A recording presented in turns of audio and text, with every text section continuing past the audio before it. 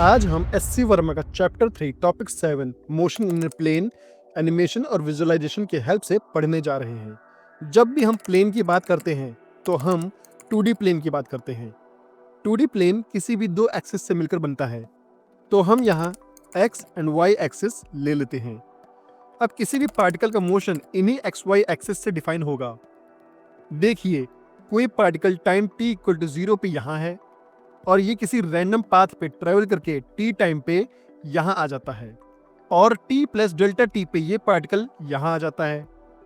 अब इस delta t time में पार्टिकल ने डेल्टा x x डायरेक्शन में ट्रेवल किया और डेल्टा y y डायरेक्शन में ट्रेवल किया।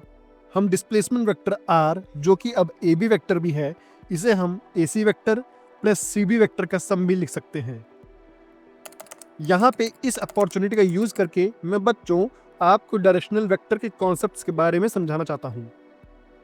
देखिए, हम किसी भी 3D स्पेस को x, y और z एक्सिस में डिफाइन कर सकते हैं। ये एक्सिस पॉजिटिव डायरेक्शन में होती है और नेगेटिव डायरेक्शन में भी होती है।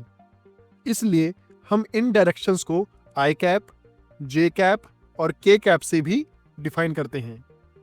i cap basically 1 unit in positive x direction होता है और minus i cap 1 unit in minus x direction होता है।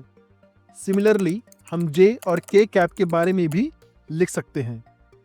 इसलिए ये डायरेक्शनल वेक्टर अगर किसी भी नंबर के आगे लग जाता है तो ये उसका मैग्नीट्यूड और डायरेक्शन दोनों डिफाइन करता है।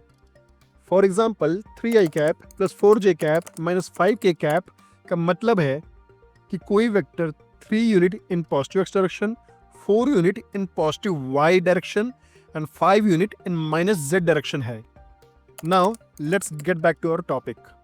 हम इसको delta r vector equal to delta x i cap plus delta y j cap भी लिख सकते हैं।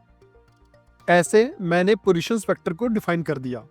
Let's define it by time delta t to get the average velocity in time period delta t। अगर हम इस delta t की limit delta t tending to 0 कर देते हैं तो हम इसे डिफरेंशियल इक्वेशंस के फॉर्म में भी लिख सकते हैं।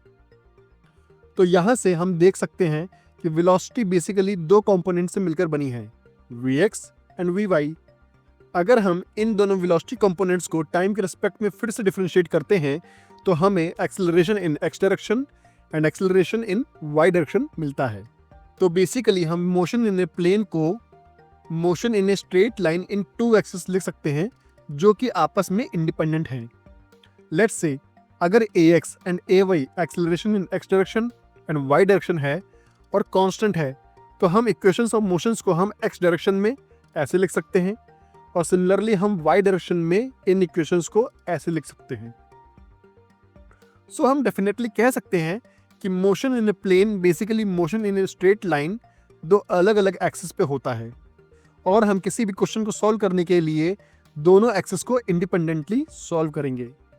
अगर आपको ये वीडियो पसंद आया है और आप आईआईटी की फिजिक्स को फील करके समझना चाहते हैं तो चैनल को सब्सक्राइब जरूर करें।